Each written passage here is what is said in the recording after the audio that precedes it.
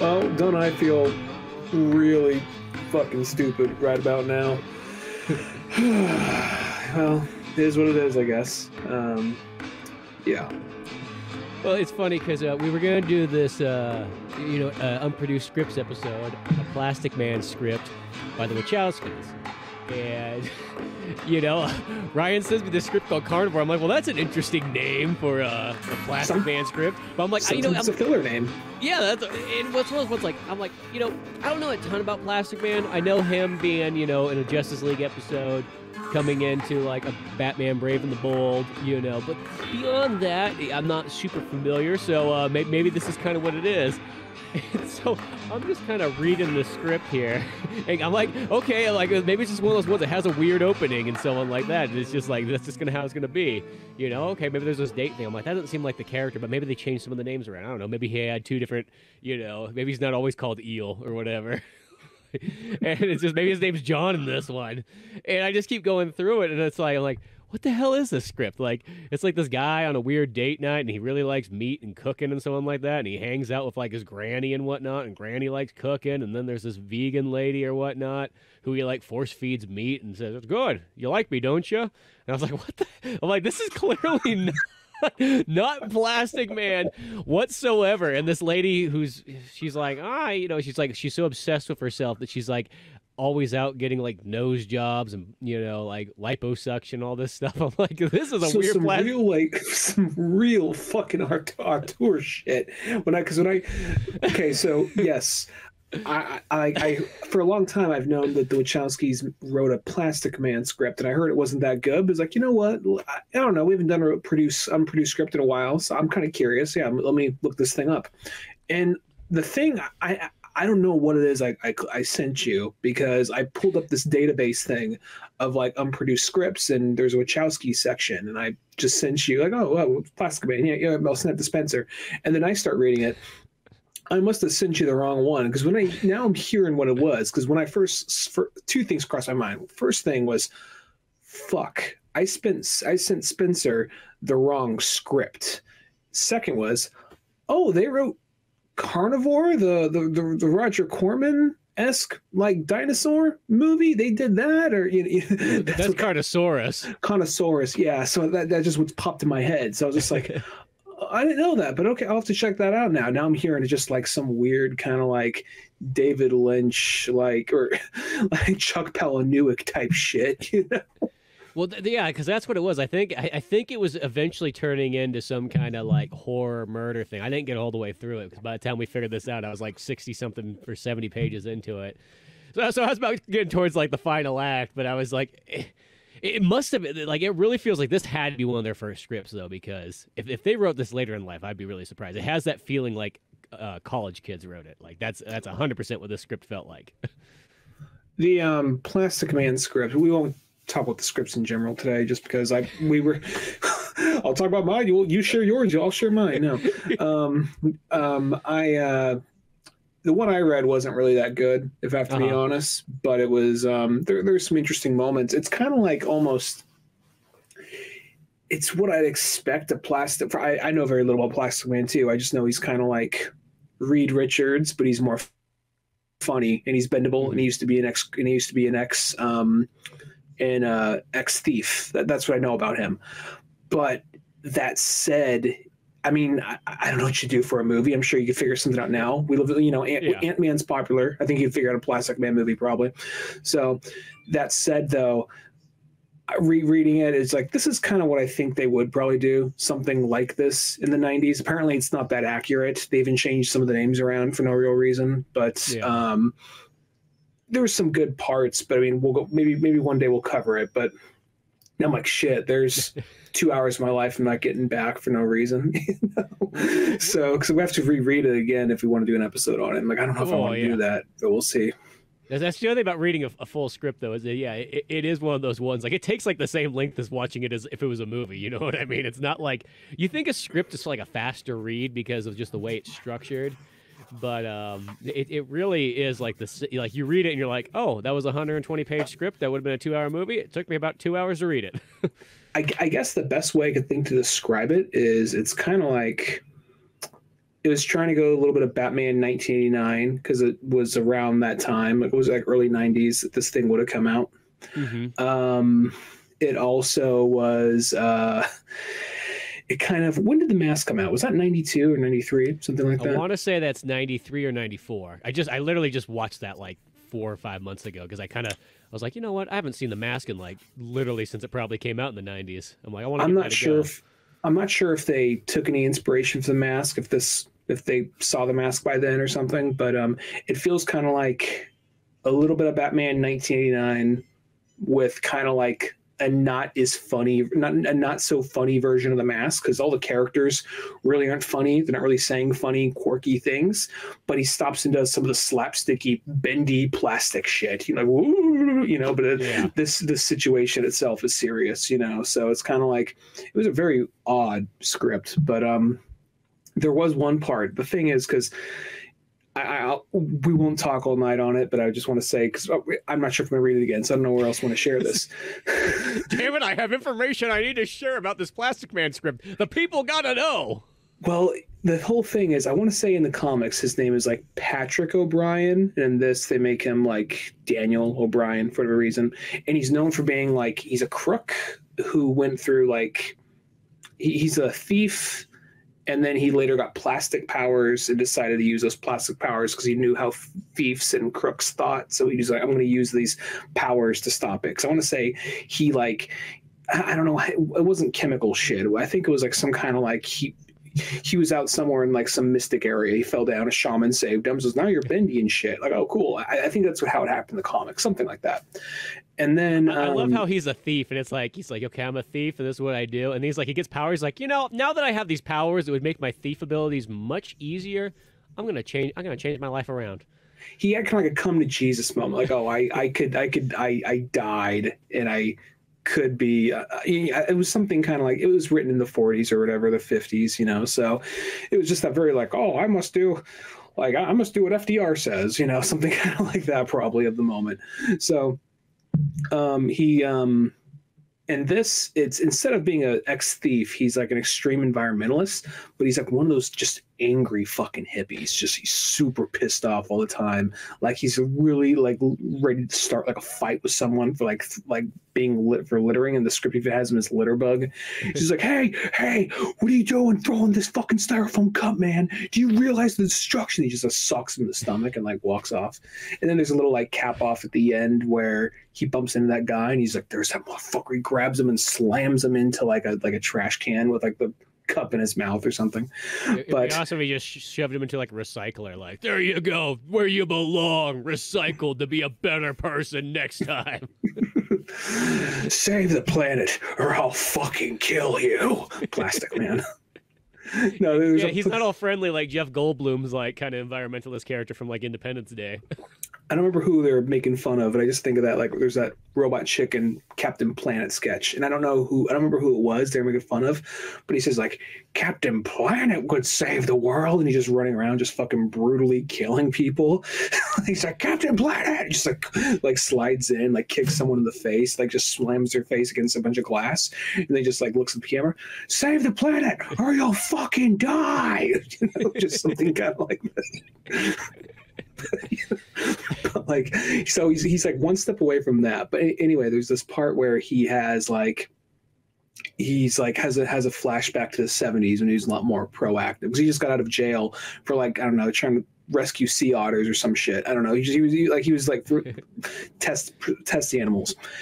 There's a part where he's like, it says like, they're obviously a little younger, him and his girlfriend, and he looks like a hippie, extra crunchy, you know. So he's walking down. He's just like, "What's all these? Look, we're like rats in a maze, man. We're like rats in a maze." He's got us going like, "This isn't even food anymore. Look at this spam." Like, I don't want to talk about this right now, Daniel. I really don't want to talk about this. Look at this food, spam. What's in spam, man? We can't trust that. We can't trust that. And there's a little kid trying to reach for like a box of tricks, and he says like the kid he goes over and like takes, you don't want that, kid, you want these Wheaties. Like, I want the tricks. No, you don't. Tricks are there like full of chemicals to kill you. You're the future, man. You gotta stand up to the corporate pigs. Like, he just starts making the kid cry. Like, he is just like, seriously like one of the most unsufferable fucking pricks for a good portion of this thing. But the thing is, I imagine it like it was shot like space, like Edgar Wright when he did that, like you know, just those like the quick cuts, like, and like, for some reason I couldn't help but imagine it being like Lou Reed dressed as a hippie at Woodstock. I don't know why. That's how I imagined him. Lou Reed in the 70s, just to clarify. Yeah, just is going around just like it's just it's like one of those ones like he's got the glasses. Reuse. Yeah. Plastic Man's here to make you refuse. Pretty much. well, really, I feel like with all the oddball characters, you know, probably I always think the best way that they should really go about them is they should really just make movies that are just Batman, the Brave and the Bold, and do it that style where it's like, who is it? This movie? It's Batman and one other character, and they're going off to, you know, fight some crime. And then it's like that's like an easy sell because you have Batman, so you already got people in the door, and then you can combine them with a random ass character, and then people can learn about this random ass other character. You know, it's like I always thought that concept right there is such a great way of like being able to get everybody in and educate them at the same time. They're kind of doing that with the new Superman coming out. Have you heard the character roster that's going to be in that? Is this for the All-Star Superman one? I mean, it's not called All-Star Superman, but for the James Gunn Superman movie, he said that he showed the actors and who they're playing so far. They don't got Plastic Man in there. They don't have Plastic Man. They have Metamorpho. Oh, that's kind of cool. They have Hawk Girl. Mm-hmm. They have what's his name? Voices Green Lantern a lot in the animated stuff. But he's playing Guy Gardner. Nathan Fillion is playing Guy Gardner. Oh, that's cool. Then they have I don't know who. Oh, the guy who played Darwin in X-Men First Class. He's playing Mr. Terrific. Uh-huh.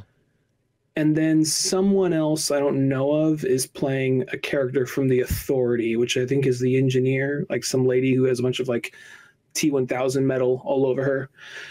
And then the guy who played Beast is like Young Beast. Young Beast is playing Lex Luthor. Interesting. That's kind of a cool little lineup there. At least it's got multiple characters. That to me is that's what I always want in a superhero thing. Is I want multiple characters in there. I don't really like this like 2 or 3 one. I think what they're doing with that is it's some because he says he said that script is about like when truth, justice, the American way, old-timey fashion values in a modern, cynical world, and how do you stand out among the crowd? So I think it's kind of like here is a bunch of superheroes that feel like they got to make the hard choice and do better safe than sorry kind of situation. But then here's Superman being Superman. So I think it's something kind of like that's what I'm assuming, but we'll find out. You know, because if you have that many characters there, yeah, you're gonna have to play around with something to get that kind of rolling and see how that all kind of turns out. That'd be interesting. But yeah, Plastic Man. Well, I guess we'll just that's where that script lies.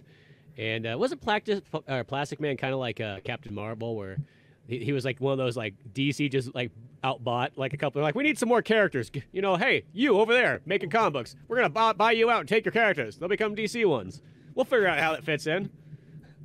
They're like the Disney basically for a minute, of comic books. Out buying everybody, like He might have been. I don't know. I know that he's been plastic. He's been part of DC for longer than he hasn't. If that is the case.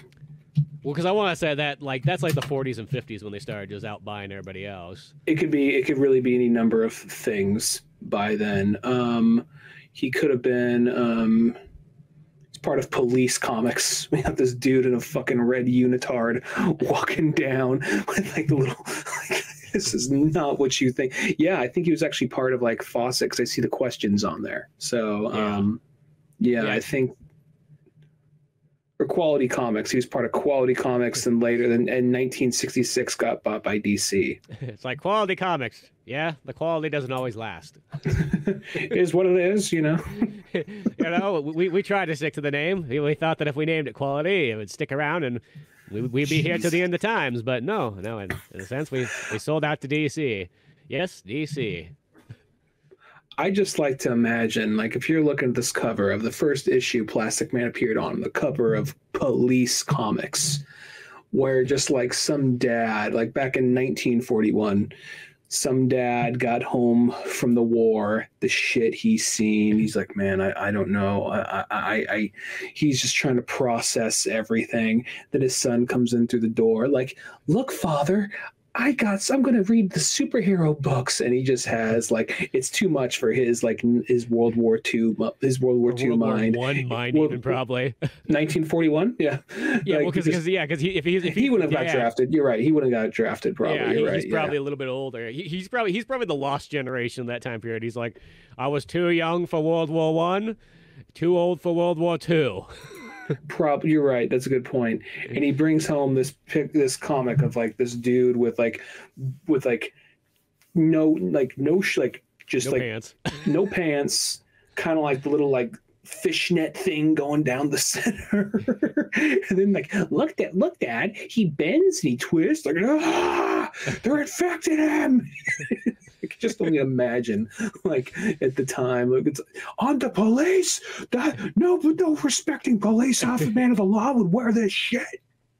It's like they're saying that the police force is flimsy and bendable and moldable. No, the police force is tough and solid and stern, like America. And a big girthy the fist. How to keep it down. It almost got out. I gotta push that down. I can push that out. That's that roaring 20s of me coming through.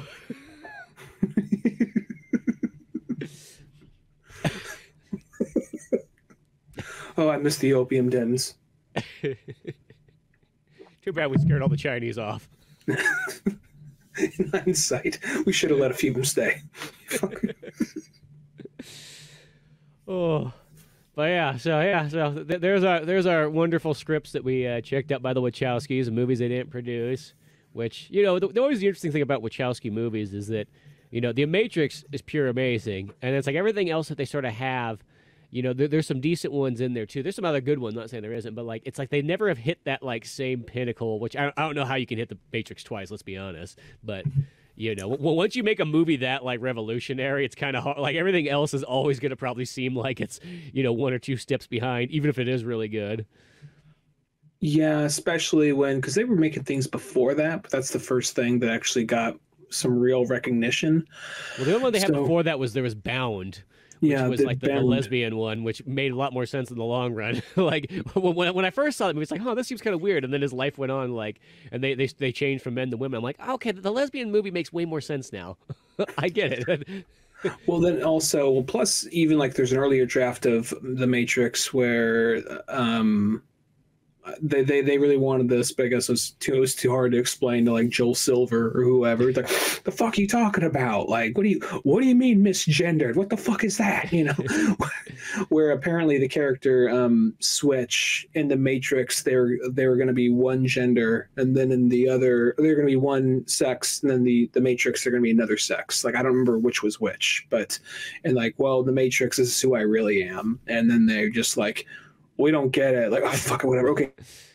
Switch isn't even the main character. We'll just move on to the main thing. Okay. You know, so it was even very early on in that aspect. So, that's really like the 100% like video game kind of like logic thing where generally probably like whoever you see online is probably like the opposite of maybe what their character is, or there's a high percentage.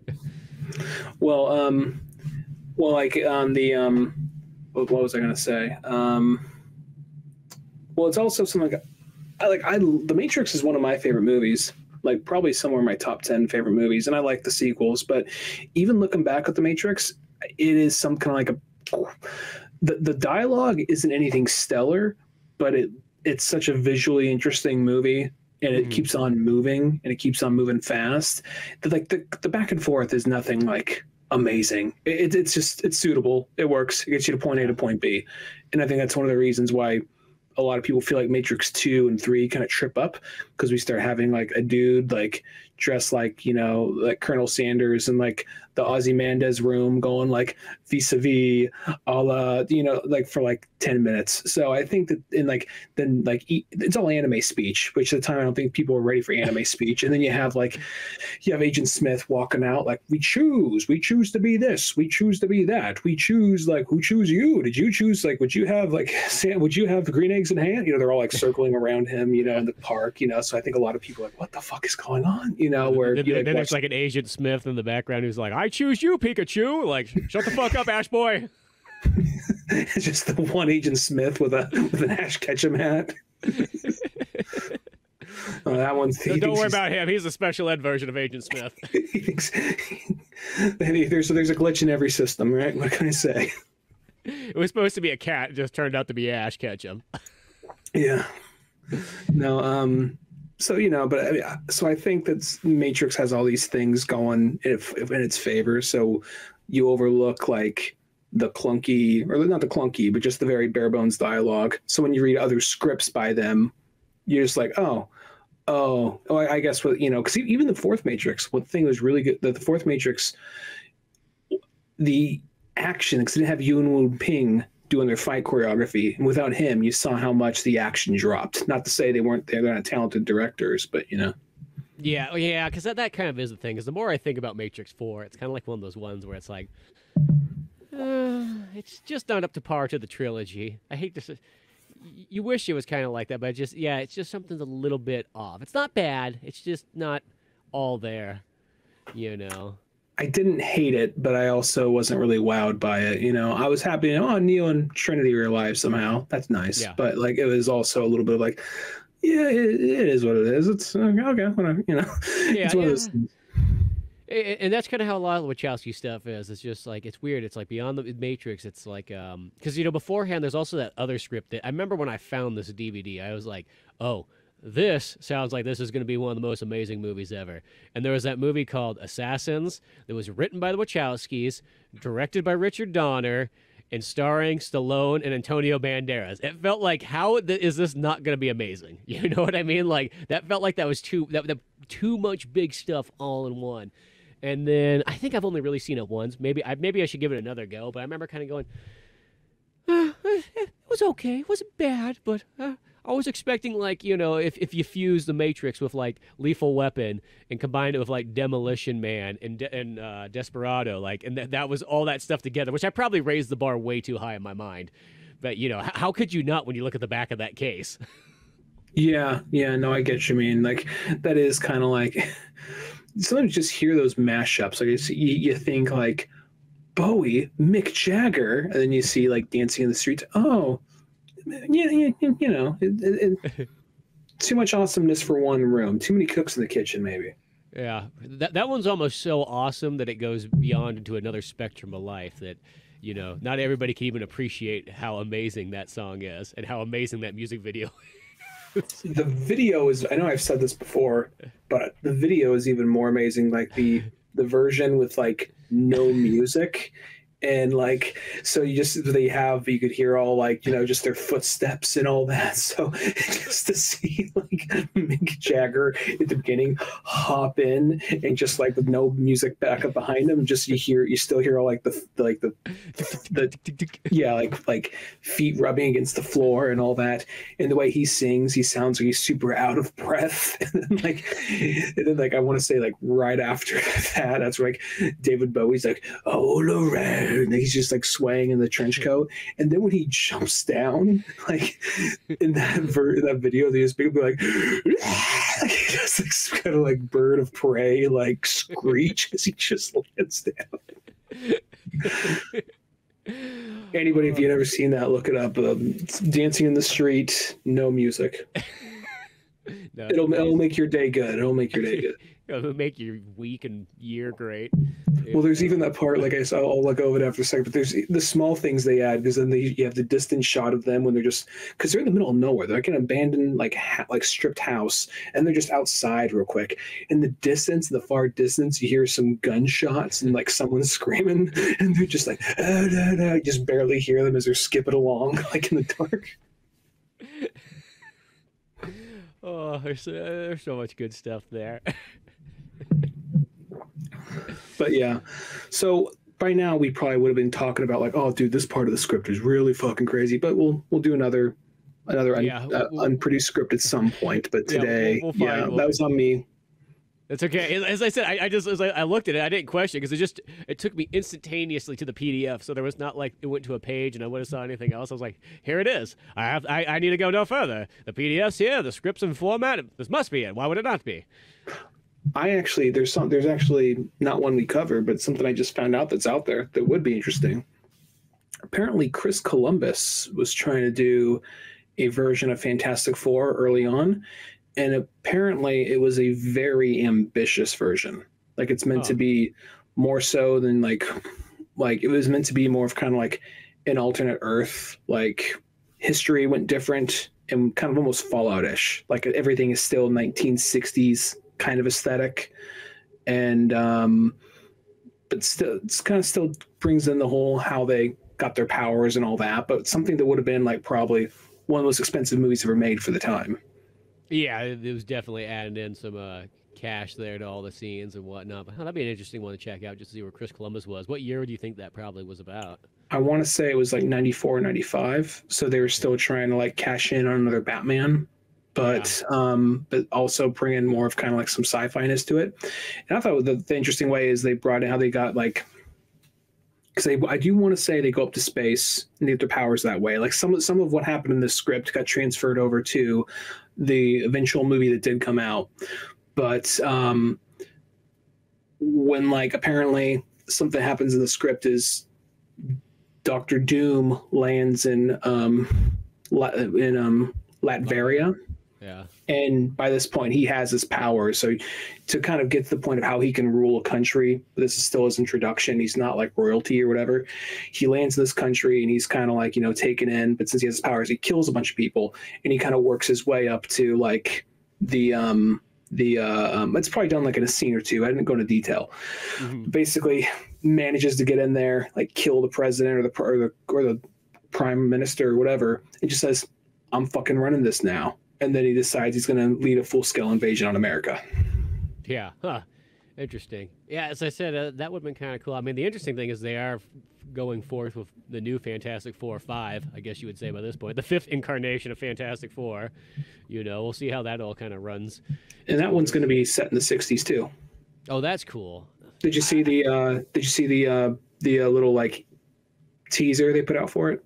No, I didn't see that pop up at all. So the way they presented it was through Valentine's Day. They presented a Valentine's Day card of the cast drawn and everyone who's playing who, and it was like Happy Valentine's Day from Marvel, and it was like had like it just had like this very 60s aesthetic. They had Pedro Pascal is Mr. Fantastic. Yeah, I saw that. That's kind of cool. What's her name? Kim, the girl from Napoleon, the lady from Napoleon, forgot her name. Vanessa Kirby, is that her name? Okay. Yeah, and she was also in Hobbs and Shaw. The guy who played, I don't even watch this show, but he played Eddie in season 4 of Stranger Things. He's playing Human Torch, and he was pretty good in that. And then I don't think you saw this show either, but there's a really good show, Chef, and he's kind of like the loudmouth asshole. Is that related to the movie Chef? Not Chef, the bear. I'm thinking it's about cooking. It's about cooking in a restaurant, but it's the bear. There's a character named Cousin who's kind of the loudmouth asshole that works there, but he kind of has more going on. He's playing Ben Grimm. So okay. I saw the picture of all 4 of the actors, and I was like, oh, those ones all look good, though. Like I could tell, even if I didn't know who the actors were, I'm like, that looks like that could be a Fantastic Four set. It wasn't like anyone was getting kind of ballsy and trying to, get a little bit cute with their design and having someone who looks pretty much absolutely nothing like what the character should be. They all look like, I'm like, I could get behind these guys. I think I can get behind like that type of casting, depending on how many times we've seen the character or the character setting, like what we're going to do with that character. Like, you know what I mean? I think there's depends on it, but sometimes I feel like they do it just to fucking do it, just to stir up a conversation to get more attention on it, And I feel like I know that Fantastic Four has 4 movies already, so it's not like it's a new thing to have Fantastic Four. But I feel like it'd be nice just to get Fantastic Four just 100% solid, and then be like, okay, here we go. Let's just run with this now. You know. Well, you can hear me on this podcast a few years back saying I never gave a shit about the Fantastic Four, and I'll be honest, I've never really deep dived in the Fantastic Four, but over the years, I've kind of I didn't realize the impact and importance they had in not just Marvel history, but just in like superheroes, because they basically brought heroes back. Because when their comic first came out, it started off as like okay, some Johnny Quest type shit, but a little bit of like body horror, and they happen to have like some powers.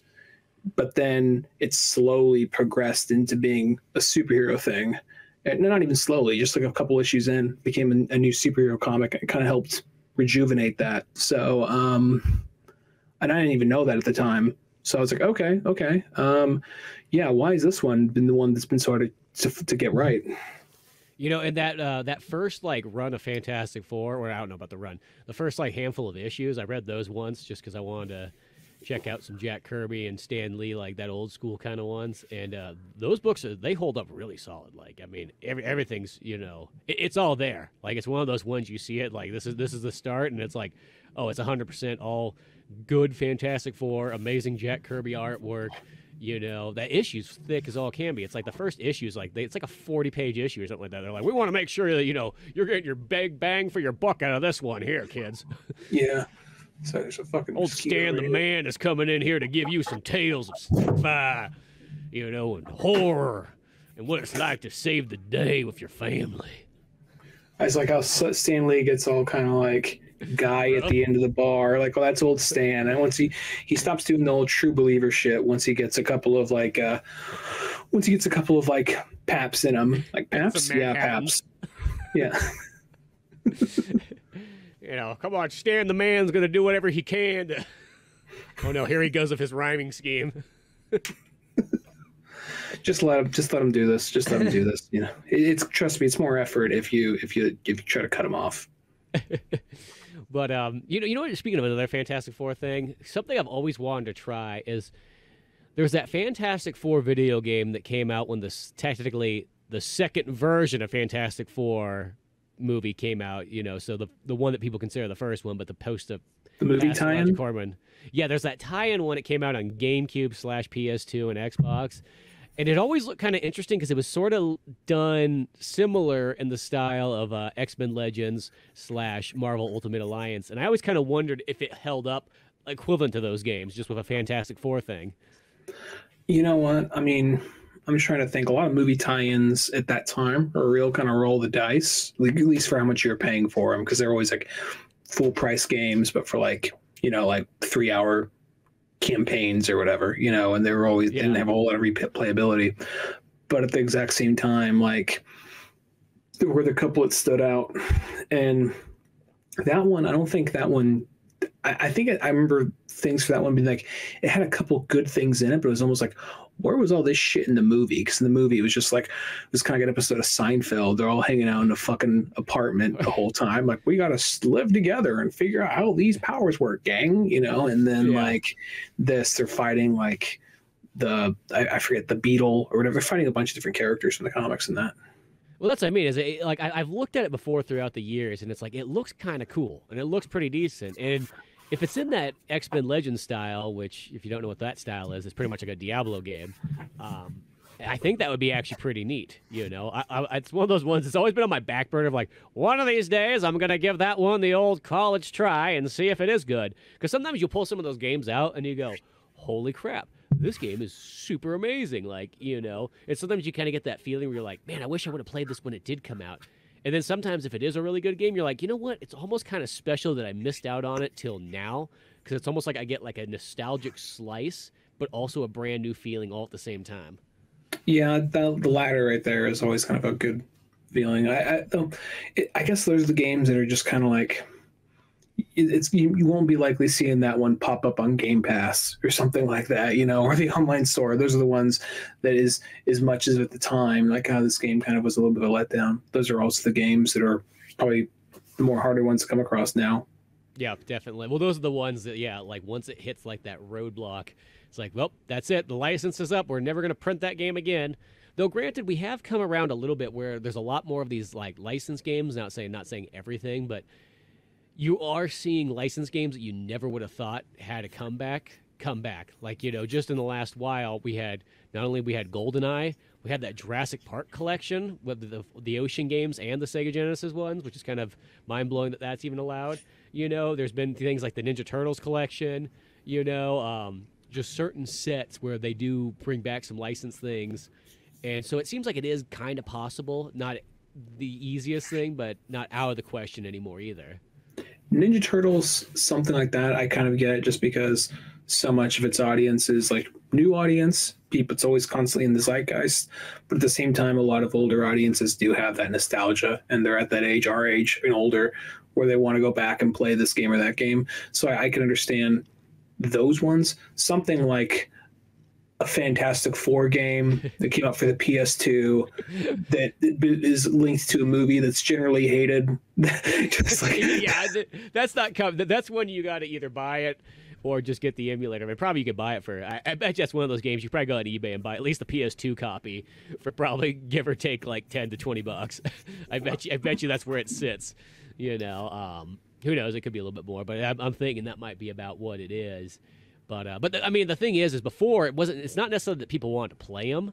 It's the fact that I think people just used to be a lot more greedy about money. And I think that's kind of gone a little bit like as time has gone on, people like, whatever, they can get along. We'll just split the pot. That's okay. Because before that was always the thing is the licensee, we would do, well, if we want more money for this, if we got this much money in 1993, damn it, we want like 5 times that now. It's like, dude, we're just doing a resale of an old game. I just like to imagine it's like, okay, well, here's the only one thing that can happen. The CEOs of these companies, they have to fight for it. You know what I mean? Or they at least, or they go into like a ring match. They have to like send like it's like Pokemon training. They send their interns in to fight. Philip, you scratch attack. Yeah. Philip just pops up like on all fours, runs at him, starts attacking him. Like, okay, they've gone primal in this point. Comes back like, Philip, he's down. Get off him. Get off him. He's like ripping at the throat. He didn't listen, but at the same time, he's a fucking killer. Get him promoted.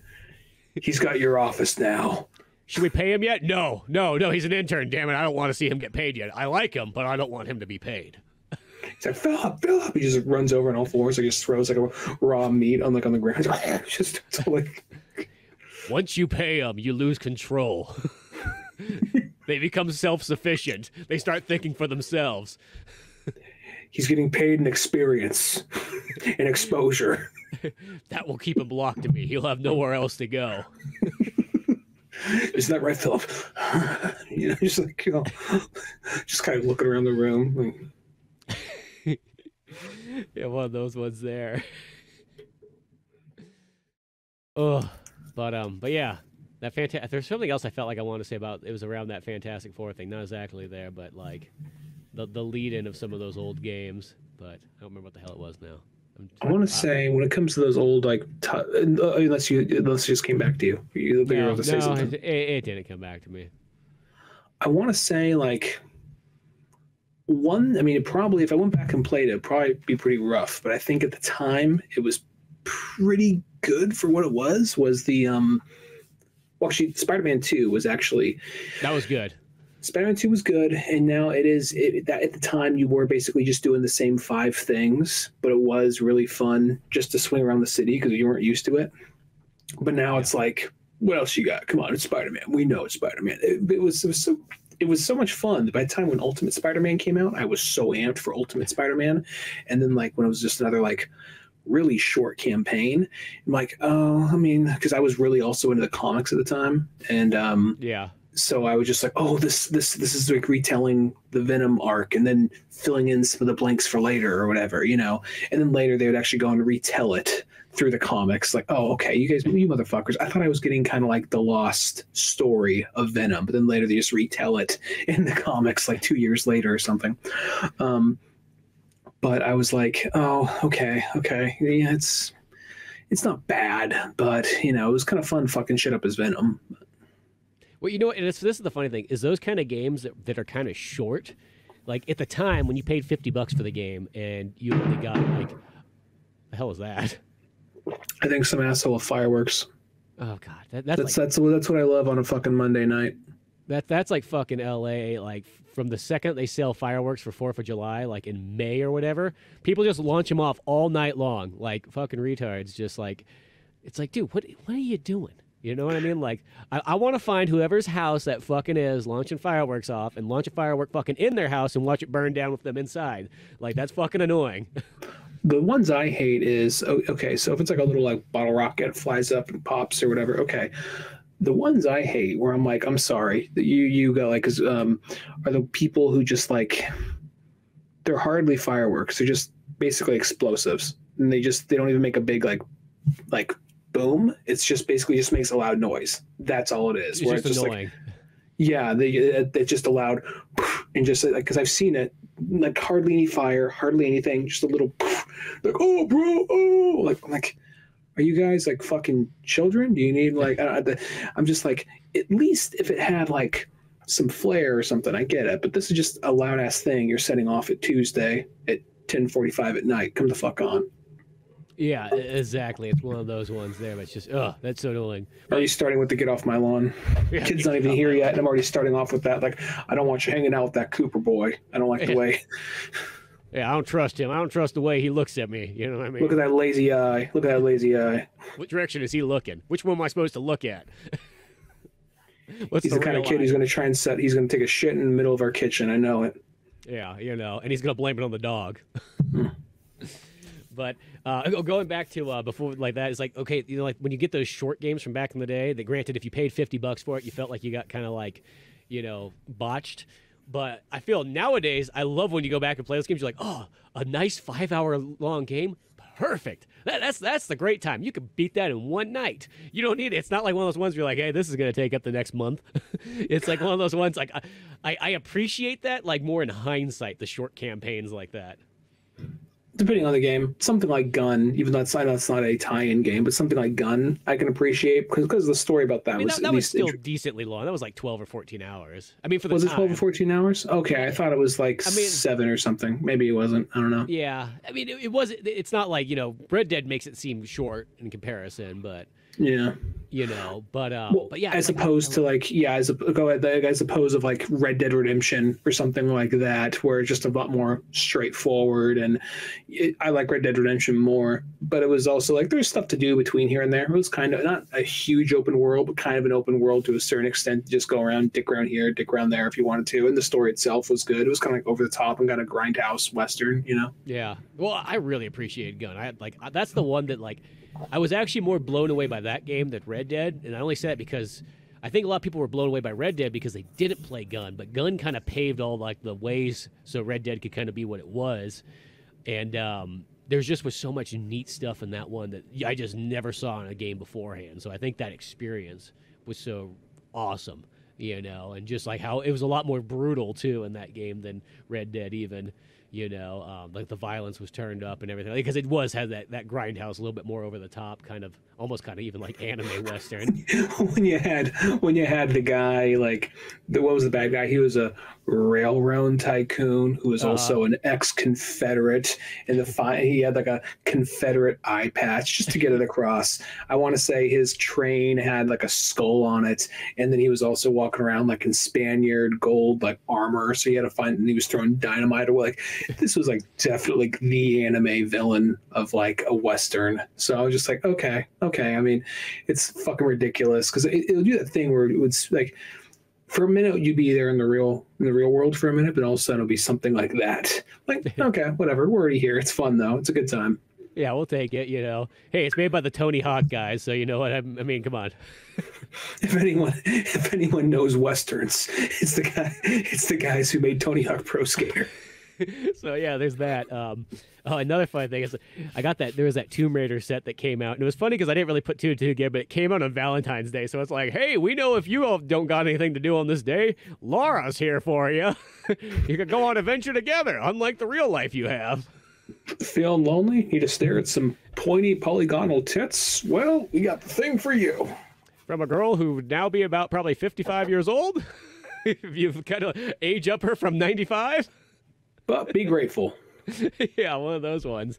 And it's funny because I love those old Tomb Raider games, like by far. I think they're amazing. I can always go back and play them. They're those kind of games that when I play them, I go, I don't know if I could really recommend this to too many people, especially anybody newer, because they're almost so old school that it's like it would be tough for like if you weren't either, encased in the retro gamingness or even. I mean, even as someone who like is our age but hasn't played old games in a while, because sometimes that happens too, where like it's been a long time since someone's touched an older console, so they almost like will play an old game and they can't get behind it anymore. Like they're like, they get kind of like lost in that style. But yeah, I think about it. But like at the same time though, it's like when I play these Tomb Raider games, it's like the quality of them is so much more than like you'd have in any like modern game. It's kind of weird how it's funny that like because Lara Croft is pretty much her and Super Mario 64 are like the two like this is what a 3D game is. Like those two games when they kind of came out, that kind of defined like this is the future. You had Super Nintendo and Sega Genesis, now you have this. Well, I think it's also something to the effect of how would I put it?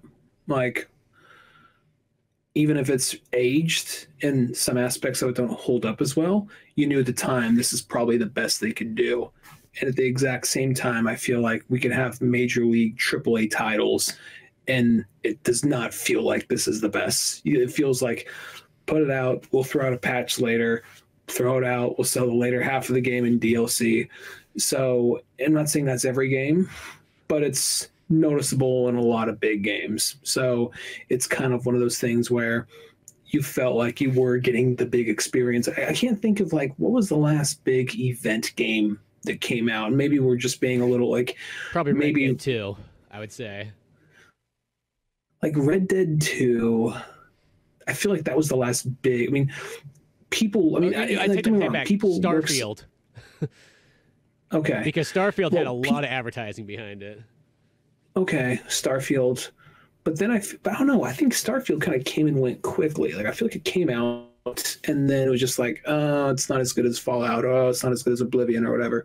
And then it just kind of like I don't know. I've heard people make a big thing of it. I remember people were talking about Halo 2. Maybe this is just me being kind of an old man, just focusing on just the shit I know. But I remember when Halo 2 came out, people were fucking talking about Halo 2 for months. And granted, we're not hanging out on like in a school where it's coming up in every conversation. But at the exact same time, like I don't even think like Breath of the Wild to Tears of the Kingdom. Like, yeah, sure, you saw shit all over Instagram for it, and everyone was playing it, but it wasn't like this. Like, I don't think it was what the first one was really. You know what I mean? I mean, people were having fun with it, and they were playing it a lot, but it wasn't like this. The world stopped for it. Like something else will be out next week. Yeah, no, that's definitely true. I will say, like, that experience, and maybe it's just the way that games kind of are nowadays, but I think because everybody kind of gets them digitally and so on, you know what I mean? You don't have that thing of, like, standing in line waiting for the game at midnight, And even though that was kind of nowadays it's like, would you be like, I don't want to stay up that late to go there, but, like, there was something kind of fun when you did do it. Like, I remember me and Cisco standing in line for Smash Brothers 3 Brawl, the Wii one, and we're in San Francisco, so I felt like you got like a real experience waiting there at midnight. The line's gone about 6 blocks up, the road. Everybody's there. It's almost kind of like a party. I was out there drinking a Jolt Cola because I wanted to get all amped up so I could play some, Smash Brothers when I got home. Yeah, that makes it sound like I was pre-ordering it in like 1987, but this was when Jolt Cola was having its comeback. I'm just thinking about like, and I'm not trying to be one of those guys like we got to send their church pussies or nothing, but like I'm just thinking about like like shit my dad would say like, oh, I remember when we were going to see like Black Sabbath and like James Gang, and we had like a couple beers, we were hanging out there, and we were out there late night. We had a 4-hour drive to get back home, but it was worth it. We all had to be at work the next day, but we totally did it. And we're talking like, oh yeah, we had a Jolt Cola while waiting for like Smash Brothers Brawl. And we were on, we did have stood outside, and it was San Francisco, so it was windy and cold at night. There's one homeless guy walked by. He was kind of intimidating, but he just kept on walking, No, but like, don't get me wrong, we do have some of those stories. We do have the like, oh yeah, that one crazy road trip. I'm just thinking about like, just 'Cause I remember mine. You were at least in San Francisco at the time. I was living in Sonora still, so I was in like, I was just at the GameStop down the road, and it was just kind of like, oh, it's that guy from school. Oh, it's that guy from school. Hey, what's going on? Smash Bros. Yeah, same here. Okay, cool. Well, let's just wait this fucking thing out, I guess, and get the game and get the fuck home. Okay, that was cool. How's Pit play? Okay, I got to work tomorrow. That's how it was. Yeah, it's like one of those kind of moments. As I said, that's what made that one kind of a neat one, because it felt like that was sort of like an event, you know. Even some of the other, a lot of times it's funny because I remember I would go to some of those midnight premieres, but I would pick up the most random ass game compared to everybody else that was getting stuff, you know. Like I remember, I think it was like in Modesto or something, but it was like there was 3 games that kind of came out. Now 2 of them were the ones that everybody was kind of going for. It was Left 4 Dead, I think 2. It was Assassin's Creed 2. And then I was also there to pick up Resident Evil, like the Umbrella or the Dark Side Chronicles. Like I like the light gun game. Yeah, you know, it's always kind of funny when there's like that. But I think that's kind of thing. It's like there's so many things. It's like the same with like movies and so on, that like because there's not like the actual sometimes the hangout events or the waiting in lines. And granted, it's kind of nice sometimes that you don't have to wait in line. You just kind of get it. There's something to be definitely said there for it. But it makes things seem smaller, you know? And even like game-wise, I think they kind of lose their luster. That's why I probably would say the only thing that was kind of seemed in a similar category as like the older days kind of launches was Red Dead 2, because Red Dead 2, people talked about that for a long time. Like that felt like that went for months. You would keep hearing about it. People, probably because also the game takes like 75 hours, so it wasn't like you finished it right away. I remember in LA, they had one building had probably like 20-story banner of Red Dead 2 like down there. It was just like, holy shit, that thing's huge, you know? So like you did get a bit of that. Is that over by like the Laugh Factory, kind of around that area? I can't remember exactly. It was like one of those ones where you're just kind of driving, all of a sudden like, oh shit, look at that Red Dead like banner, you know? I mean, it's always so hard to tell because in LA everything looks kind of like everything looks identical and kind of like the same, and then you'll see something like that, and that's the thing I remember. I don't remember anything else. I'm like, this really cool billboard was there, and then everything else just looks like, you know, kind of a ghetto. And then here we go. I think it's kind of like I think the part I'm thinking of is like Sunset Strip, maybe, is what I was driving down, and I want to say there's a building over there. They always have like a massive like billboard over a building for like whatever movie's coming out, and there's one for Downton Abbey 2, you know. So it's kind of like it could be any number of things. So like Downton Abbey 2, Red Dead, whatever Marvel has coming out, you know. Yeah, whoever's willing to. That was like the last time I remember I was in Hollywood. They had the big old like the One Piece had a ginormous billboard or whatever. But so there is that kind of stuff. That's actually that. I mean, I know that by now it's not a big deal that One Piece is known and big, but that would have been like made like teenage us happy, even if we didn't watch One Piece at the time. Just being like, finally, it has the respect it deserves. Well, you never watched it. I know, but it's anime. At least they're taking it seriously now. Yeah, representation, yeah. And that's sort of how I mean, I still sort of got that feeling a little bit just seeing it, like, oh wow. You know what I mean? Like, you know, 5+ years ago, you wouldn't have saw this. Like it's kind of how futuristic it feels. If they would have done this, you know, even in the 90s, it would have been mind blowing. But God, you know, you mentioned the Halo 2 launch. That was the one though that felt like that was. I mean, that was a whole holiday day. You know, and going back to one of our older podcasts, I think all G4 was like 24/7 Halo that day.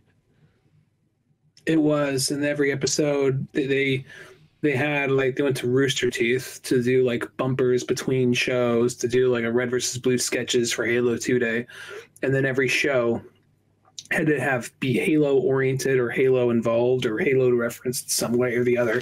So at the time you're thinking like, oh wow, they get it. Halo's a big deal. And you're like, no. Microsoft paid a lot of fucking money. I mean, it was a big deal, but that's at the end of the day. Microsoft, because there's no way a whole network said, you know what, guys, every show on our network's going to stop and just appreciate Halo for the day. It's like, no, Bill Gates just walked in a room, threw a wad of cash down, says, you know what to fucking do, and then got off into his like, you know, like helicopter made of gold and took off. He got him like the Silver Surfer surfboard that the Silver Surfer gave him personally.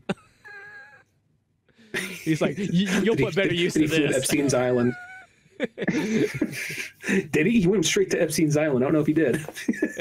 he served there. Silver Surfer's like, ooh, shit. Well, I guess he could you at least take my name off the board?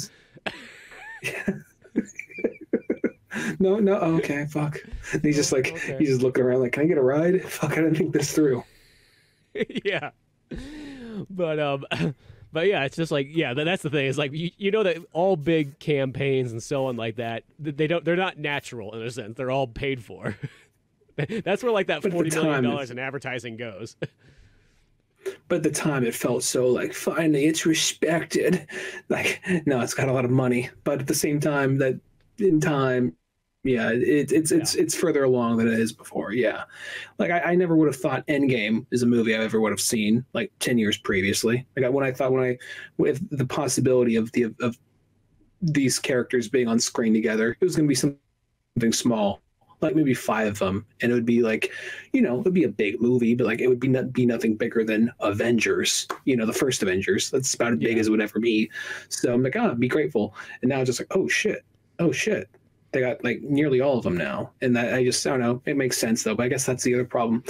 If you make too much of this, it's like, well, what can we combine next? I guess I fear for the day where every movie studio comes together and they have the ultimate like Avengers / Ready Player One of like Mickey Mouse and like Bugs Bunny, like not giving each other a nod, like fighting off like monsters like back to back, like oh my god, it's fucking happening.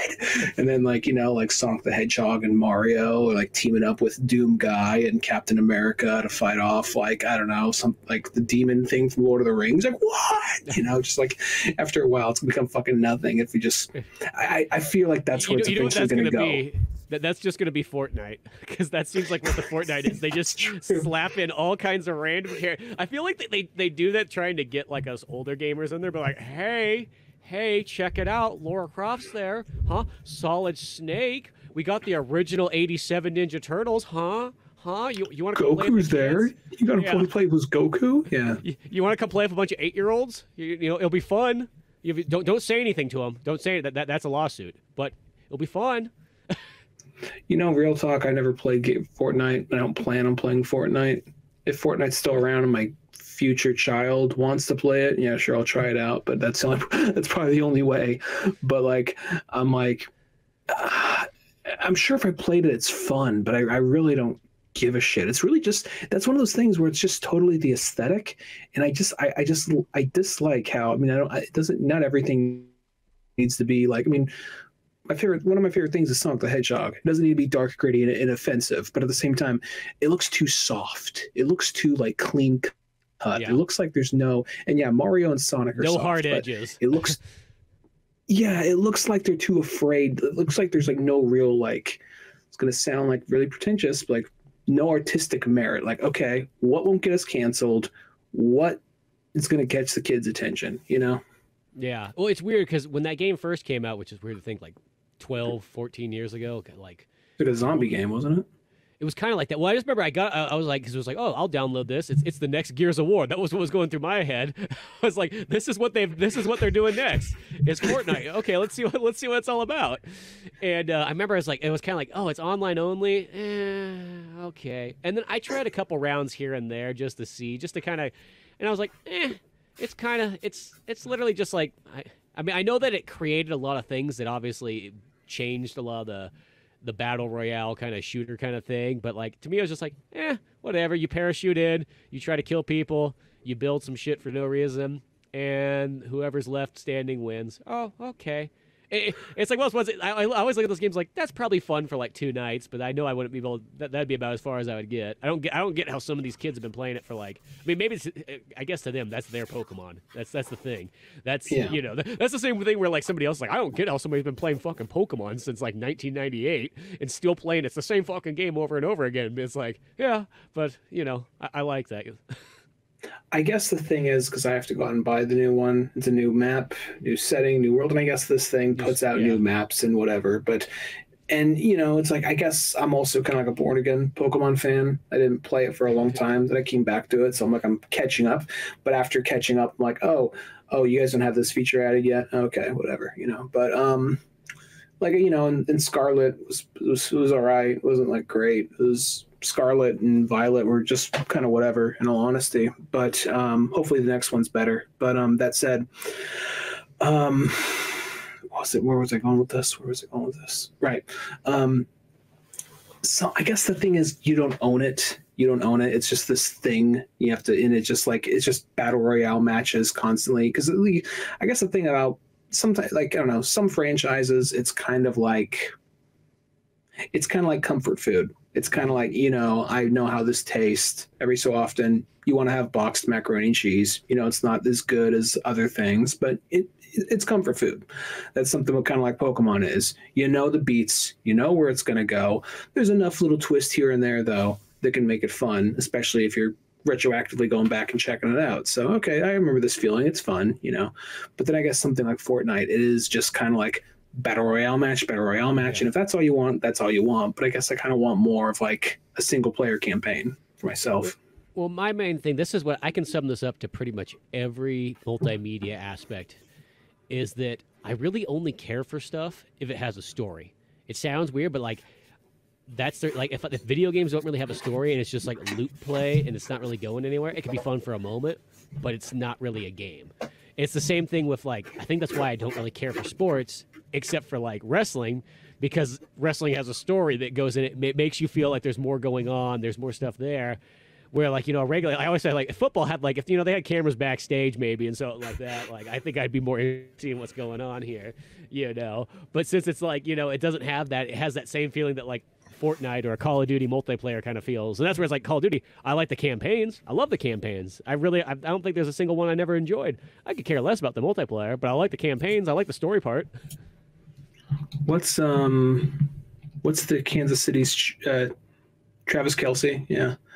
I'm just imagining the story for that, just like going back and just like Taylor Swift's back there like, Travis, you're not gonna fuck this up, just like the backstage wrestling things. The coach walks in, hey Travis, like Taylor's like, you shut the fuck up, you get back out there, the grown-ups are talking. Just walks up to him like, you will not fuck this up.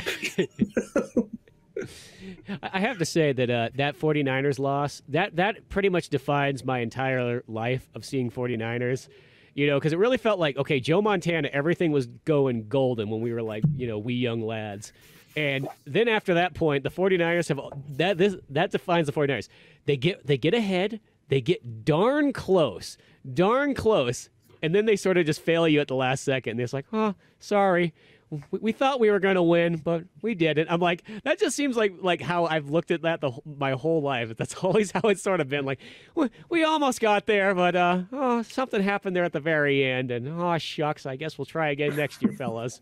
Well, it was like because I wanted to watch that, but I had to work the next day because of the time difference. I couldn't make it, so I was like. At one point, I got up in the middle of the night to go to the bathroom, and I just pulled up my phone and just checked out the score, and the Niners were ahead. And it was like, oh, I guess, because in my head, I'm like, well, if this goes good, maybe tomorrow I'll look at the highlights. I mean, I don't really see the point of watching the whole game if it already happened. Maybe check out the highlights. So I'm like, okay, well, maybe tomorrow I'll check that out. Then I woke up the next morning and double checked it again. I was like, ooh, only by 3 fucking points, really? Well, shit. Is what it is. I mean, it's kind of like, who's got it better than us? Kansas City, it looks like. But the same. Yeah, go ahead. It just feels like that's happened. I feel like that's happened so many times. Last 3 times they went on. Yeah, but I mean, like literally since like post Joe Montana era, that feels like that's the common story. Was Joe Montana the last time they made it to the Super Bowl and won? I believe so. I don't think they've won ever since then. Because you probably remember the same thing, too. It's like, this is ironic. We grew up in Northern California, but in the 90s, people would make fun of you if you liked the 49ers. It was 40-winers. Yeah, it was that kind of stuff. And I always felt like, well, I don't know. Of course, let's be honest, they were Raiders fans. And there's a lot of Raiders fans, and they could create animosity. And as I get older, I kind of went like, why can't you just like both the Raiders and the 49ers? They're both in California. You get 2 choices of teams to go to. Like, why the hell are you guys fighting over like your own like people? As time went on, I became like I liked the Raiders more, but I think there was a little bit of just the animosity at that time. But like, because the remember Raiders fans had a reputation for being like fucking crazy assholes, but I just honestly think that depends on the fan, really, depending on where you go. Like, yeah, Raider fans are fucking crazy assholes. Yeah, if you go to that one bar off of 108 where a bunch of fucking bikers do like meth in the bathroom, those Raider fans probably are fucking assholes. And I got 40 beers on tap. Yeah, exactly. Let's roll those dice. Yeah, and they serve catfish on weekends. Yeah. So, but like, it's one of those things. So like, so I remember there's like in high school, there's a thing of like, oh, Raider fans are assholes. But then, time went on, like, oh, it's any number of fans. I know some 49er fans who are assholes, and I'm not trying to do some rainbow shit. Like, the more you know, I'm just saying that was just like, as time went on, I didn't really find myself hating this team or that team. And I don't keep up with football enough to know that. If I had a team, it would be the 49ers. And if I had a second team, it would probably be the Raiders. But now, if I could go back in time to ones that were assholes, it would be like somebody says like, "Oh, the Niners only won that game because they got the towing costs in their favor." I'm like, I'm sorry, fucking 50%. What would happen to the other way? So you hear some of the dumb, like, just the dumbest, like, I'm by no means a football like expert, but I just were some of the excuses a couple of Raider fans always come up with over any number of things. So, but now if I can go back and say like, well, they don't love you. They don't love you. Want to know why? They went to Las Vegas. They don't need you. They just left. It's gone. Yeah. I'm surprised more people didn't just like annex California because of the Raiders. There's been a surplus in movement towards the like Las Vegas area because Raiders fans followed diligently. Well, I felt bad for Oakland because Oakland A's, they always get the shit. The Oakland A's always get shit, and then like the Raiders, the Raider fans in Oakland are super fucking dedicated. And then like, this is another thing, like the Golden State Warriors, like the thing, I'm talking about the thing no one tunes this show for, which is sports talk, which we're both very fucking limited on. But like, I love how I explained in the beginning. I don't really care for sports too much because they don't have stories, and it was like we're like, oh, let me tell you about this stuff now. but like, I mean, I'll watch like a good game, and if like I can appreciate a game. And if I'm at a bar and like one of my teams is playing, I'll watch it, But like, I remember like, I would never see golden like the Warriors clothing in San Francisco for the longest time. I would not see it anywhere. For a long time, I assumed they were fucking. I know they're supposed to be San Francisco. I thought they were fucking Raiders, because I would never see them in fucking San Francisco. And the second they start doing good, and the second they start having that big comeback, everybody's wearing like yellow and blue.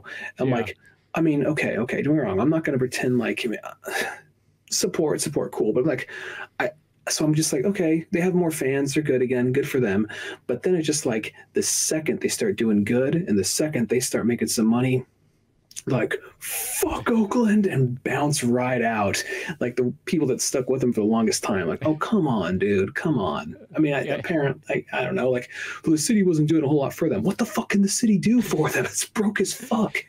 And that's all they have. That to me feels like the second that the Raiders leave again, it's like that one. It's like that is Oakland. You know what I mean? Like I feel like that's probably their biggest cash cow is the fact that people come to the Raiders games, spend money on the game, spend money on the town. Getting something to eat, maybe staying the night at the hotels or something like that. That probably was like the biggest like tourist attraction for there. I mean, the Warrior Stadium is right next to the, Oakland or the Raiders one. And of course, now I guess it's just the A's play there. And then they have soccer there, too, which, everybody shows. If you're into that, yeah. I'm in a country where they are. In America, you're probably burning a flag if you're going to a soccer game. You're 2 steps away from being a commie. We're starting. We don't rise for the national anthem here at a soccer game. We just light the American flag on fire.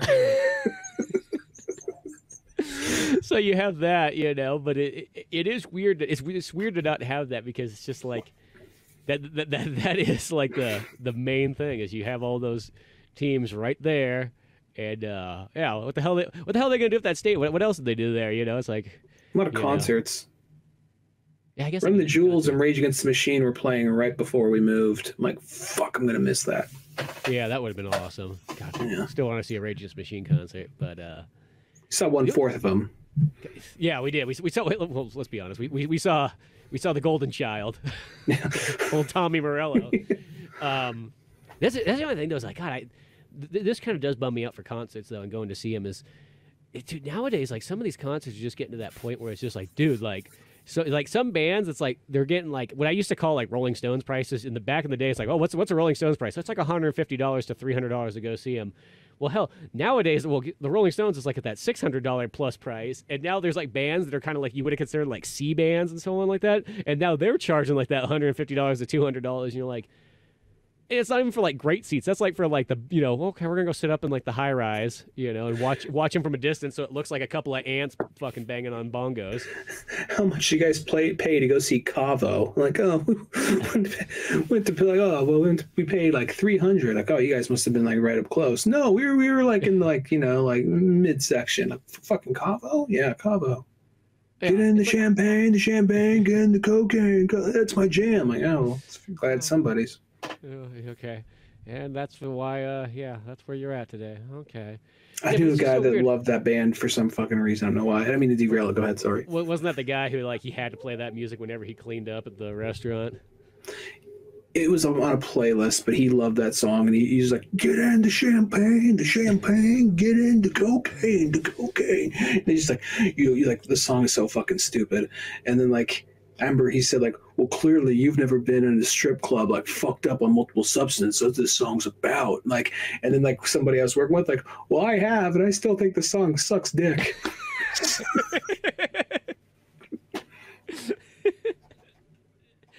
Oh, I always love that when somebody chimes in, exactly. But yeah, it's like, God, you want to go to like a concert nowadays. Like, well, God, I don't want crap seats for like, you know, that high price just to see stuff. It's really like derail. It's like, what happened to those good times when like, I feel like that's why it's like, we need another recession. Then like when it's like recession times, like you can meet the band for free because, you know, they're just grateful for you to be there to buy like a t-shirt from them. Like I miss those points. Yeah, they might not know if they have enough money to get to the next place, but at least the experience is much better for the fans. Not only is it a VIP, I get a hug Anthony Kiedis. Oh my God, yeah. I gotta sit on his lap like he's Santa Claus? I thought it was kind of weird, but I accepted it anyways. he's like, what was that? Hey, mommy, where's daddy? Daddy's home, girl. Go and sit on my lap. Just like that song. Come here, Dunigan. Come sit here on my lap, and I'll tell you all about the story. I'm all good, man. I would love it if the Red Hot Chili Peppers are like, you know, like some bands do that thing where like, okay, we're playing just like this album or something like that.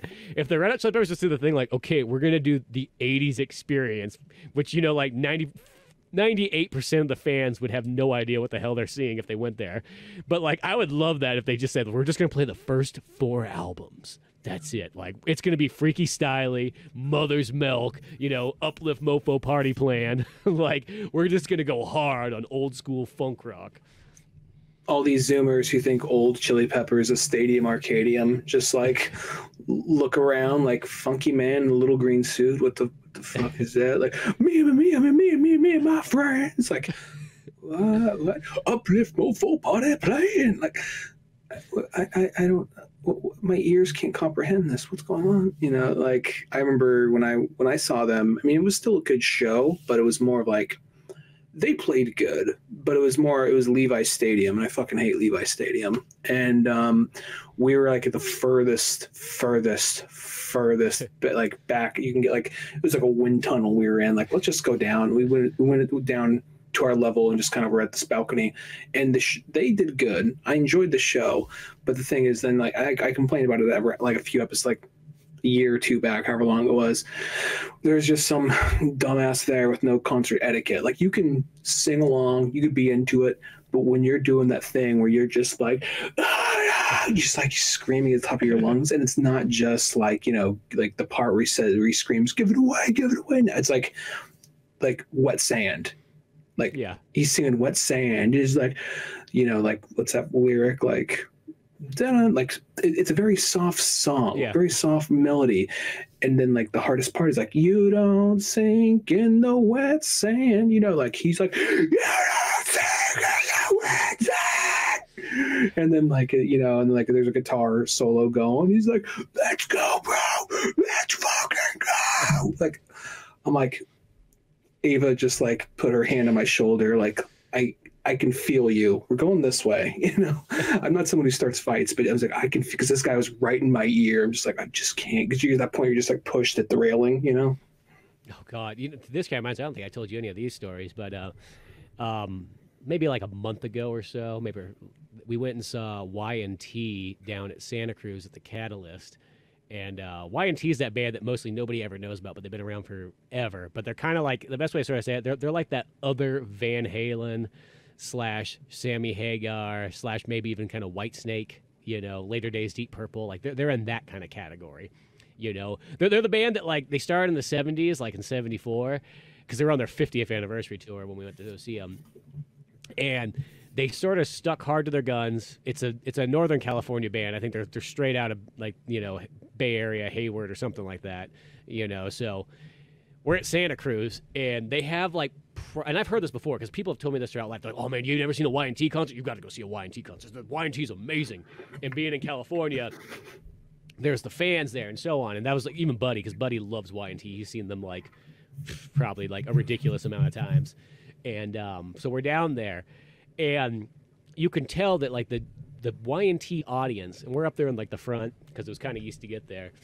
They're like one generation. It's just like this hardcore generation of people. I would say about from the ages 55 to 65, give or take. That made up probably 95% of it. Like it wasn't like a a lot of concerts you go, oh, there's a wide range here. No. That was like that was the range. We were pretty much the youngest people there. I don't think there was anybody else that was even close to our age, if not younger. There might have been like one kid there, maybe. You know what I mean? Somebody there. But that was what it was. This sounds weird. That Y&T concert. Okay, so you picture a bunch of 55 to 65-year-olds. I'd never seen so much animosity at a concert. These people, like, I mean, they were nice to us, but, dude, they were territorial. It's like these ladies are like, we know Y&T since, 75, so, wow, we deserve to be here, and so on like that. They started getting the like that kind of feeling. There was this part, speaking even going back to football, this is, I could not tell you how this happened. There was this like hippie dude and like his wife standing in front of us, and they seemed nice. At first it just seemed like, okay, cool. It seemed like they were like, oh, hey, how's it going? We like to come out to the Y&T and all blah, blah, blah, blah. Whatever. They seemed nice enough. The wife kind of had that like Fleetwood Mac look. I forgot her name. Stevie Nicks. Stevie Nicks kind of and so on like that. And then the other guys look kind of like an old hippie, but kind of like maybe he like kind of got a yuppie job in the 80s or something like that. So he went a little bit Huey Lewis maybe at some point, but well, whatever. At some point there was this dude that came in. He was wearing a Raiders hat and he didn't do anything. He just walked in like you could at any concert, you kind of shuffle your way through the crowd, and he just stood there, said nothing. Well, dude, this hippie guy was freaking out. He's like, dude, get off me, don't touch me. And then these other people are like yelling at him. You're like, dude, what are you doing? It's like, dude, it's a concert. And I hate to sort of say this, that hippie guy was bumping into me the first like 3 songs anyways. I didn't say anything because it's a concert. Of course people are going to be bumping into you. And so on like this. And he's just freaking out. And then there's these ladies, and they're freaking out like, you gotta get out of here. You don't belong here. And once again, this guy in the Raiders hat, I could not figure out. He did nothing. He stood there. He was causing no harm whatsoever. They were treating the Raiders hat. Maybe that's what it was. Go back to Vegas. Yeah, we were in Santa Cruz, so I'm not too sure what how it works down there. But they were getting so intense on this dude, and it was just like, what the serious fuck is going on here? Like, and it was like 3 or 4 songs later, it's like they practically like just scared this guy out, and I was just like, I don't get it. Like do you know each other? Like, what has this guy done? He clearly has done nothing. You guys all look like the assholes, and Sorry, there's a delay. I wasn't sure if you're back yet or not. Well, this is the thing. That wasn't the only incident. There was this other dude who kind of had this old mustache coming down with almost like the biker kind of look. And he was this old guy, and he was dancing and whatnot. And for some reason, the dancing was pissing everybody else off, you know, like, and stuff. I mean, he's not like he's a hardcore dancer or something in there. He's just, you know, old man, 60s elbow swinging. Yeah, no, he's partying. He's having a good time, whatever. I mean, maybe if I was standing right next to him, whatever. You know, he's smoking something, God knows what. And once again, that hippie guy's just dude, stop it, man, stop moving, don't touch me. And it's like, dude, if you don't want to be touched, get the fuck out of the front of the, you know, over here. I don't know what you're doing and stuff. And so that guy was dancing for about 3 or 4 more songs, and then he shuffled and he was standing next to me, and I was just like, oh, whatever, I don't care. All of a sudden, I look over at the hippie guy, or the guy with the mustache that was like dancing, and he looks at me and he just starts tipping and he falls over. He goes straight backwards. Like he was like, the youth will catch me. Yeah, well, he goes backwards, and then I was the first. I just picked him up off the ground there. And I was like, "You okay?" He's like, "Yeah, man, I'm okay, man. I'm okay." And then I watched it again, and then he tipped over one more time, and then we like, okay, get these security guards. Like, we got some guy, and the security guard started like, just get the fuck down here. Like, there's this guy who keeps tipping over. Obviously, he can't handle anything. Like, let's get him out of here. He's pissed off the other people. I'm just trying to watch a concert, and all I can think about is there's all this annoying daycare right now. Look at the elderly that's home. What it is, you know. And then at some point there was some really annoying. Forgot his life alert necklace. Yeah, exactly. He keeps fucking falling over.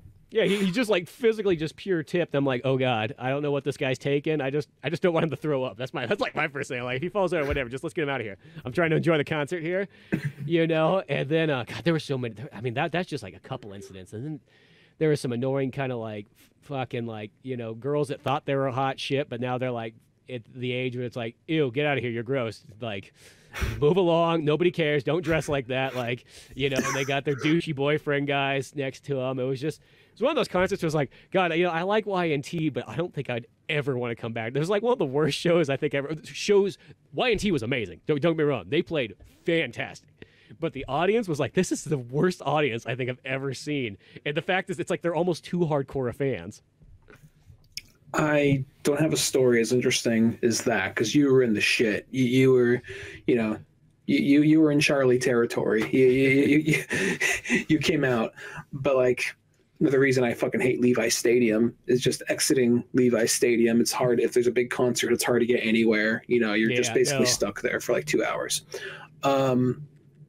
The time I went to go see the Stones, my parents surprised me and Ava with some tickets, and they weren't like tickets that were crazy up close, but they were kind of like middle range tickets. And for Stones, those had to be expensive for middle range tickets. You know, we were still on a balcony, but we were like close to, not a balcony, but like it was. Oh, I guess you call it a balcony, but I don't know what you call it. Everything's technically a balcony, I guess, until you're on ground floor. Yeah. And the thing is, you know, it's a Stones concert, so naturally, I mean, it was a pretty wide range of people, but there's a lot of people you could tell have been to the Stones a lot of times. You saw a couple of like, you know, really poshy kind of like baby boomers and like leather jackets just flipping through, not even paying attention. Like, dude, they're doing You Got the Silver. They're doing like they're doing Shine a Light. He's singing, you know, they're doing like I was just like, why the fuck aren't these people? Don't they fucking care? If I can only imagine how much these tickets fucking cost. I'm really breathing this shit in. What the fuck's going on? Why the fuck do these people care? Whatever. It is what it is. Okay. Maybe this is the 5th time they've seen them. Who knows? Anyway, leaving Levi's is always a pain in the ass. And there's a little monorail that goes in. And that monorail was crammed. And I don't want to be, because I know lately on the show I've been complaining about baby boomers. Some of my favorite people are baby boomers, but there's a certain type of baby boomer who's just like, I'm not your fucking kid. I'm not your fucking grandkid. Shut the fuck up, you know? Mm-hmm. So for a while, the monorail, we were kind of letting it go, and it kept on getting crammed, no way in. So eventually you're like, we've been waiting here 30 minutes. It's going to be this regardless. So we get in, and there's some lady who's just like, no, stop. It's too crowded. I'm like, they've all been this. He's like, oh, there's no room here, guys. Come on. And like, no. We just had to push by this old lady. Hey, you can't do that. I'm like, shut the fuck. I got to get back to my fucking hotel. I'm not waiting here till 1 in the fucking morning, me and my wife, you know, so get the fuck out of here, you know, like these people, you know, and then like, it was surrounded by like all these old people whose legs hurt to stand and just like surrounded by just a bunch of groaning and moaning. Like, there's literally this old fuck who, like, I say old fuck, but he's probably like somewhere in his 60s, not really old, you know, but he just leans against me like, okay, fine. Like, here's a nice comfy place to sit. And I'm literally like, can you not? He's just like, I just need a minute. He literally just knowingly, there's like, oh, a youth. And just like, you know, just like, respect your elders, boy. A spry 32-year-old, you know, just like, what the fuck? I couldn't, like, you know. And he just starts fucking fucking like your chest too. He's like, oh, that's right. No, it was like back to back. He was like laying on me back to back, and I was trying to move, and I literally. And then we're gonna lay back to back like it's Vietnam. And we're trying to stay awake for Charlie coming. Yeah. Keep your eye at the ceiling. They're in the vents. You know, and then like at some point, like, you know, we come to another stop, and there's like some old guy with like some wannabe Sam Elliott mustache, and like a younger guy kind of comes in. He says like, we're getting a little low on room in here. It's like, don't worry, we'll try and squeeze it. We'll try and be out of the way as best we can. And the old guy says like, talk is cheap. Action means something. You know, I'm like, who the fuck are you? You know, like, talk is cheap. Action is whatever that fucking speaks phrase louder is. than words or something. Yeah, yeah, exactly. Just like, I'm sorry, who the fuck are you? Is this your fucking monorail? What the fuck is this shit? So it's just like, it's something about like, yeah, like oh, this is the 800th time I've seen the Stones. You know, I went to high school with Keith Richards. Yeah, we knew Jesus. You know, so it's like, you know, we had woodshop with them. So it's like one of those things where it's just like, holy fucking shit, like. Maybe that'll be us one day. Maybe one day. The goal is to not become the crusty old fuck. I think that's like the main goal. You know, this kind of reminds me, even it goes back to the Y&T thing. I remember a buddy told me that one time he was at one of those Y&T shows, and he got there early and was standing in the front, and some lady comes up and goes like, "Hey, can we stand there?" And he's like, "No, I got here." He's like, "Well, we've been Y&T fans longer." It's like, well, then you should have been here early if you wanted to be here. Like that's how it works. That's how general admission is. Y&T fans. I didn't know Y&T fans could be so fucking cutthroat. I didn't either. Like, it's like I know people have always talked highly about their, you know, shows. I think it's just because we're in the Northern California area, so it's a big deal. But yeah, it's just like it's this territorial thing. I'm not saying there wasn't nice people there and so on, but there was just enough like assholes just to kind of make you feel like, dude, what the hell are wrong with you? And it almost felt like, have you never been to a concert before? Like you all make it feel like this is the first experience you've ever had, and you're pissy because people are acting the way they do at a concert. What would happen if you went to like, you know, like a Slipknot concert? You people would fucking explode. They would not make it out. No, they would not. They would not understand. Like when a mosh pit broke out or something. Like, yeah, what the? I just don't know what to say. And this is where, like, the older I get, like for concerts, I'm almost at that point where I hate kind of standing. It's one of those ones, like, it's one of the, when you go, it wouldn't bother me if I could just see just the band. I hate the the acts. It's not saying that there's not good opening acts, but it's just like, all that means is that there's an extra 4 hours. I gotta just stand here and wait. You know, and granted, I've found some great bands and opening acts that I would have never found otherwise, so I'm not totally putting that down. But sometimes there's something to be said, be like, can I just have the band I want to see? Can I pay extra for that? Like, can I pay extra to have you guys stay home tonight? There's sometimes a thing where there's the opening band that, like, when it's like, say it's a big band, but it's not like Rolling Stone. Well, actually, no. When we went to go see the Red Hot Chili Peppers, it was actually 3 big bands. So there's Thundercat or Thunder Laser, something like that. He's like he's a rapper or something, rapper, rocker kind of thing. I don't know. The kids like him. Yeah. He had a robot arm in the Boba Fett show. That's we were like, that's Thundercat. Like, oh, that's him. Okay, whatever. You know, he was the opening, and they had Beck. Oh, that's interesting. I really would have liked to sit there and watch Beck before the Chili Peppers, and I felt a little bad because I thought, Beck's pretty big. I thought he would be, but the thing is, it's just like I really want to get a T-shirt before we leave because it's like I know it's expensive, but I always like.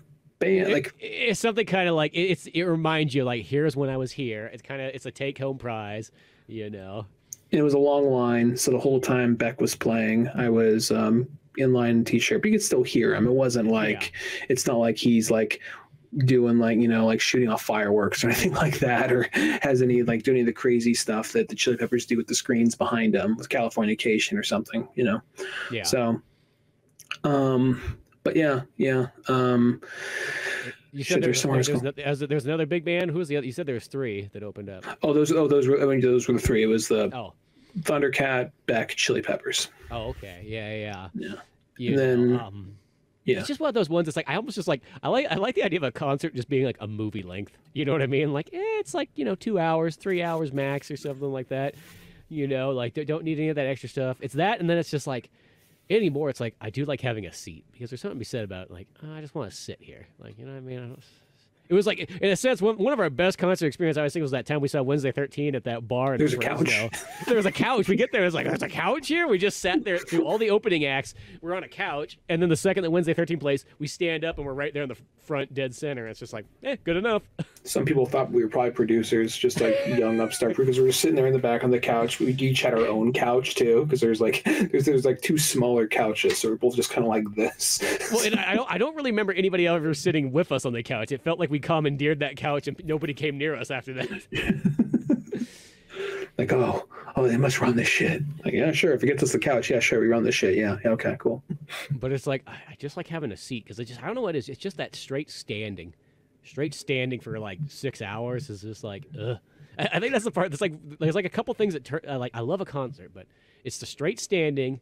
It's having to wait for the fucking opening act to set up because for some reason in all of 78 years of whatever doing rock concerts, nobody's figured out how to make the setup fast. It always takes like 45 minutes, no matter what band it is. And one of the biggest culprits to me, I'm like, get those fucking drum sets out of here. No more drum sets. You guys all play electric drum sets. None of this like taking fucking 28 minutes to get your drums ready because you got to have every bells and whistles. If anything, if you're going to have a drum set, have like the Stray Cat style where it's like 3 pieces. I'm just thinking about when I did see the stuff. I'm thinking about, you said that reminded me of Charlie Watson. I'm just thinking like all the rest of the Stones looked like guys, old dudes who are trying to look as young as possible, who all more likely are wearing wigs or have like a lot of like dye in their hair. Yeah. Where like Charlie Watts came out, may he rest in peace, comes out like looking like he just got back from the Gap and like from his like grandkid's birthday. I'm just like, okay, cool. Just sits down at his drum set, like, oh, let's do this. Like he's like the only one. Like, yeah, it is what it is. Not a big deal. I'm old. I don't give a shit. Yeah, Zach just comes out in like his sweatpants. He was one step away from that. He wasn't dressed. He didn't look all bad, but he wasn't dressed all sharp. He wasn't coming out like in like a Gucci like button up with the top 3 buttons down and like a leather trench coat. And then like when he did like Sympathy for the Devil, he runs back and comes out with some elaborate top hat, or whatever. So he's like, just slide this easy boy up to the drum set. Here, pull the TV around. I want to watch the game while I play too. I want to watch the telly. I want to watch a little bit of footy. One of those ones, but yeah, I don't know. I feel like it's that thing though. It's like it's that weird thing. It's like concerts are great, but sometimes there's that thing where there's always just those extra little things that are they're a bit nitpicky but they bother me just enough. Or just some certain assholes and so on. Like that's where you get like where you see like I get why those people like once they get to a certain point when they have enough money, like just give me the skybox. I don't want to see anybody else. Yeah, I know it's not the closest seat. I don't care. That's not the important part. It really depends on the show, but yeah, I get what you mean. There are those ones where I don't mind like sitting. If there could be a way just to like be right up close, but then still be able to sit, have people dancing around you, but still be kind of like not blocking your view. Like, I can do this. Yeah, sure. Yeah, that'd be perfect. If I could just place a couch like right at the front of the stage, I could kick my feet up on the railing. 3 armed guards with like, electric batons to keep them back away from me. Yeah, I want to be able to watch a concert like I'm a dictator. Yeah. Do you got one of those like dictator? Oh, awesome. Or beret. I'll do the beret. Yeah, sure. Yeah, I'll look like Che. I'll sit here like that and just throw me the sash. Yeah, let's do this. Yeah. But that would be my. That'd be the best way. I remember, like, Buddy he went down this list. He was looking up. He's like, he found this list of how much it costs to buy a band. So buy a band, but like to pretty much to buy a band for like a show, like what their fees are and so on.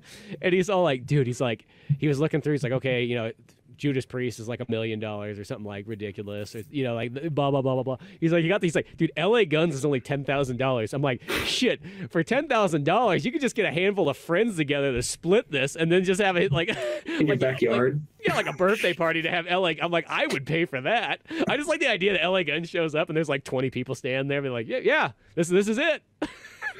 we paid the $10,000. Now you play. I'm just imagining just the whole thing of like someone like, I bought the band, I bought them, and just the idea of like so someone just to go back, someone buys like Rage Against the Machine, they're like, okay, cool.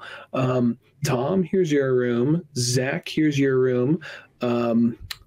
Timmy, Brad, you guys are sharing a room, but it's bunk beds, so like, so that's pretty cool, right?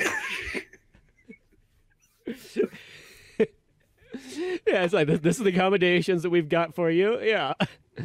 Welcome to your new home. I bought your band. And yeah, now you guys will live in the barn and play concerts for me every night. I want to hear at least a couple times a week. You guys aren't slaves. I know I own you, but you're not slaves.